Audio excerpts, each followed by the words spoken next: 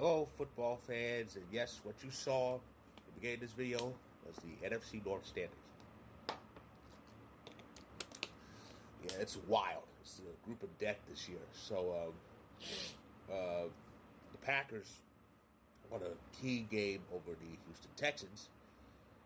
What came down to the wire, came down to the last second. We got a field goal. Yes, we have a kicker. And the Packers got a big win over a very game Texans team, though. CJ, we stifled him. And elsewhere, the Lions beat the Vikings in the battle for first place. So, yeah, you have the Lions now. They're 5-1 along with Minnesota, but Detroit has the tiebreaker, and the Packers right behind at 5-2. The Bears were off, but they're 4-2. They're kind of a force too. But the main story was the Browns. Deshaun Watson's out for the year, and not a tear was shed, nor should there be. Yeah, so we all know this. Cleveland knew his baggage, but they spent money on him, a lot of it, and it's resulted in Deshaun's played a grand total of 19 games out of a maximum 51. He's also thrown for 17 touchdown passes during his time in Cleveland. The number of women Deshaun Watson assaulted is higher than both those numbers I just mentioned. This is a quarterback who Browns fans vehemently defended until they saw that he sucked. Then they turned on him.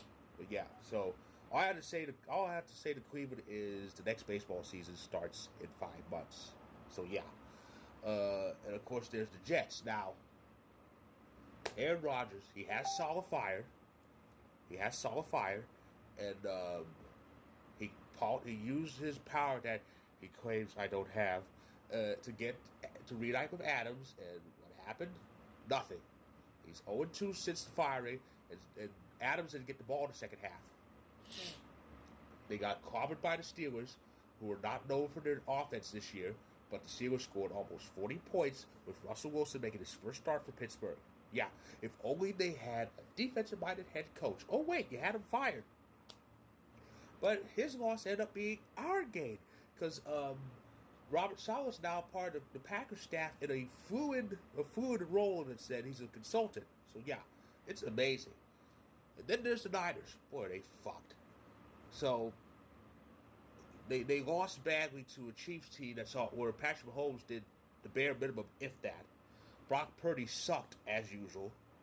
But even worse, Debo left the game in the first quarter. And Brandon Ayuk got injured. It's an ACL and MCL tear, done for the year. Also, it turns out Debo has a form of pneumonia. There was fluid in his lungs. We don't know how long he's going to be out. But here's the thing. So you got Debo's out for I don't know how long. Ayuk's out for the year, and CMC's still out. The Niners are screwed. They're absolutely screwed. But yeah, and amazing.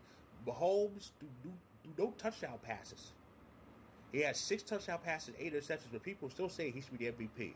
They don't. I guess Lamar Jackson doesn't exist to people.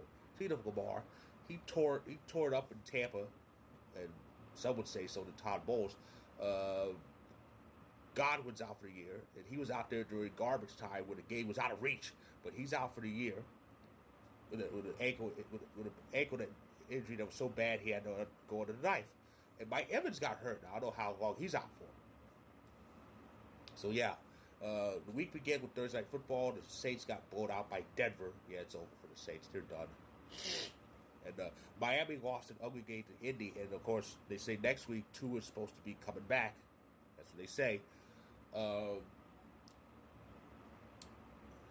And the Cardinals won a crazy game. That ESPN exclusive game. They won a crazy game over the Chargers. Chargers had 15 points, all via the field goal, and it was a field goal that won it for Arizona. Let's talk about the Cardinals for a second, because let's take a look at the NFC West right now. Seattle, they won big over Atlanta, but DK Metcalf got injured, and he's listed as week to week. We should worry some fancy owners, myself included, because I have in a few weeks. But he's listed as week to week. So Seattle, their best receiver's out for a good bit. The Niners are injured all to hell. And the Rams, they're going to surrender the rest of the season for looks of it, from what I've read. Because I've read there could be trading Cup. And one team I heard is the Chiefs. Oh, boy.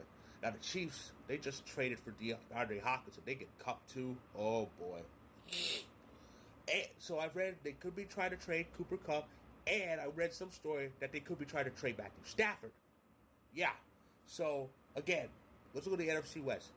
Seahawks. Best receivers out for possibly a number of weeks. 49ers are injured all to hell. Rams are waving the white flag this season. Cardinals cannot win the division. I'm dead serious. And who had this on the football bingo card? Nobody.